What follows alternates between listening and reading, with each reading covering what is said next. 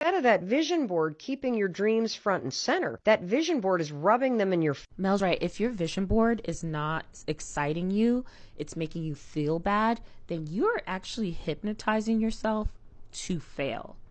Your vision board is a hypnotic tool. And if you want to use it to hypnotize your way to success, follow these steps. First, you need to create a long-term vision board and a short-term vision board. So your long-term vision board, the 5, 10 year plans, create it and tuck that away.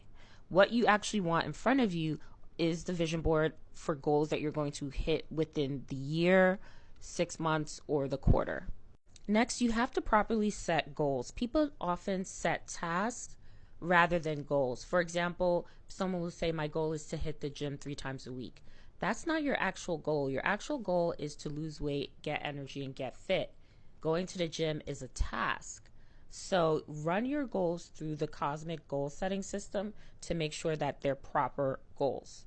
Once you set your goals, the vision board, the vision aspect, you need to get images that represent you already hitting that goal, not in the process of hitting the goal. So, for example, if you want to go to Dubai, if you want to go to Paris, you're going to get a picture of you in Paris, the hotel room in Paris, not you on the plane to Paris, not you packing your bags. You are already in Paris. You are getting the picture of after you hit your goal or showing that you have hit your goal. And you notice how I had the board with a timeline with months versus just aesthetically placing it?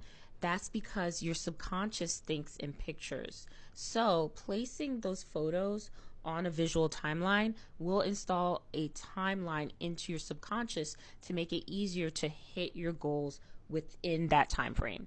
So let me know if you have any questions.